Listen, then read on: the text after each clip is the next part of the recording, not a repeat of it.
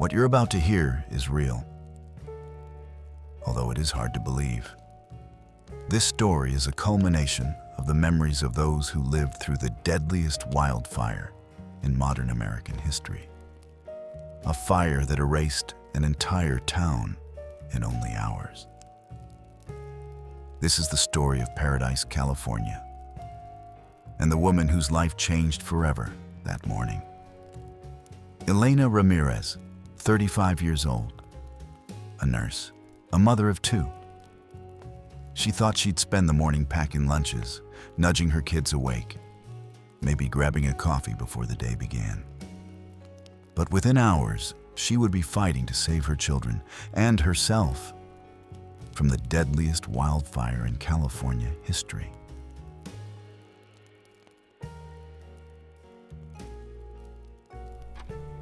Elena woke early, as she always did. She had been unable to sleep in after her shift change. She walked the house checking on her children. Her son Leo slept curled up with his headphones still on. He had started high school recently and was still adjusting. Her daughter Sophia had just celebrated her 8th birthday. She lay in bed, surrounded by opened presents. A stuffed dog named Biscuit clutched in her arms. She packed the kids' lunches as her coffee brewed. She hummed softly to herself. At 6:20 a.m., her hum was interrupted by a faint siren which drifted through the distance and into her open window. Not loud, not urgent, just unsettling. She glanced toward the window. The sky looked wrong. There was a heavy haze that polluted the horizon. She didn't know it yet, but 15 miles away, a metal hook on a power line had snapped, sparking flames that were already swallowing the forest.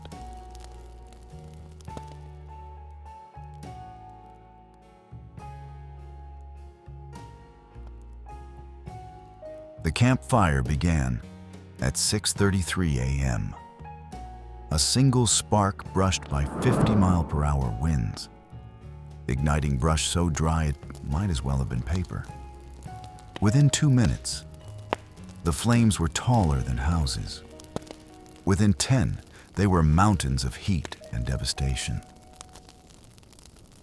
The winds pushed the fire toward Paradise at terrifying speed.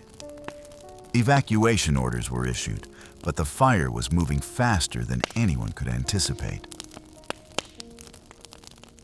At 7:15 a.m., Elena stepped outside to warm up her car.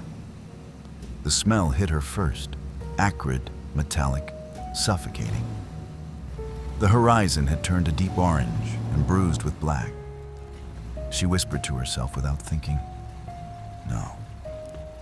She ran inside, woke the kids, and grabbed what she could quickly. Within minutes, they were in the car, not knowing that by the time they reached the end of their street, the fire had already breached the edge of town. Traffic was a frozen river. Cars barely moved. People were beginning to panic.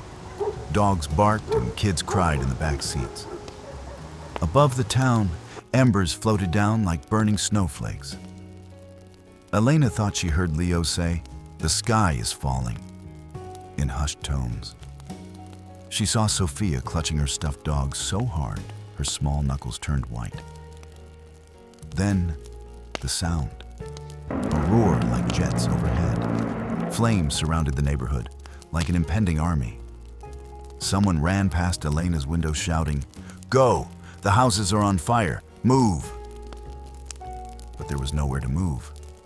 Skyway Road, the town's lifeline, was choked, and they were trapped.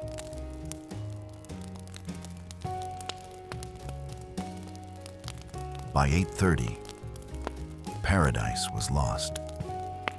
Smoke turned the morning into midnight. Ash rained onto windshields. Power lines sparked above evacuees, while the heat reached almost 1,000 degrees.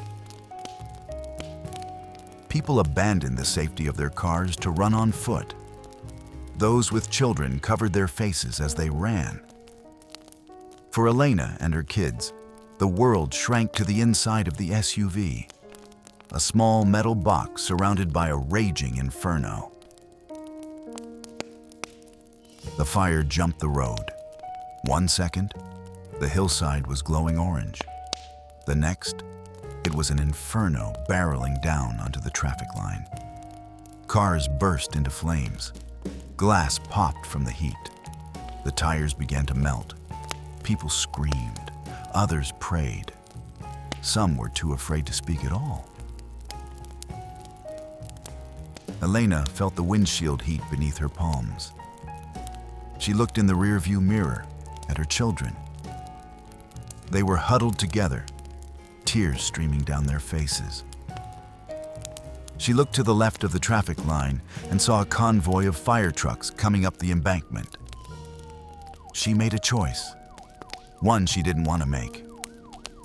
She pulled off the road and onto the dirt embankment and followed the fire truck convoy pushing through the chaos.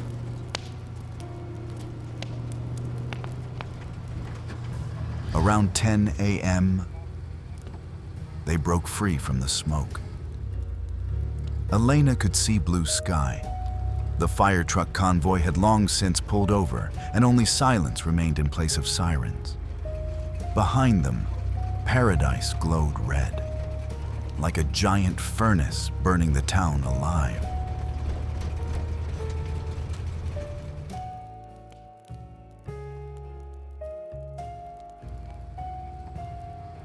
Leo asked, "Are we safe?"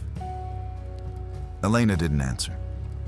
She couldn't, because safety didn't feel real. Not yet. Not when she had friends unaccounted for. Patients she cared for at the hospital. Co-workers, neighbors. Paradise wasn't a place she lived. It was a piece of her identity.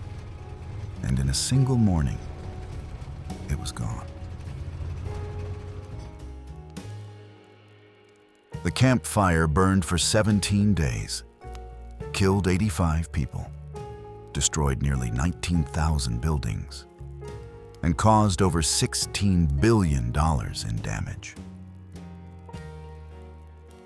Elena and her children stayed in a shelter for weeks, sleeping on cots. Sophia drew pictures of the home they lost, the tree in their yard, the kitchen table, the stuffed dog that made it out with her. Leo became quiet, withdrawn, processing trauma in silence. People often said, "You're lucky to be alive." But survival doesn't always feel like luck. Sometimes, it feels like carrying the weight of everything that didn't survive with you. Elena and her children walked away with their lives, but not untouched, not unchanged.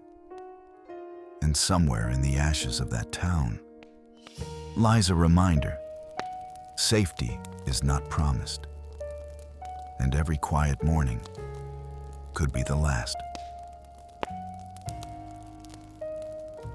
Thank you for watching. Please like and subscribe for more content like this.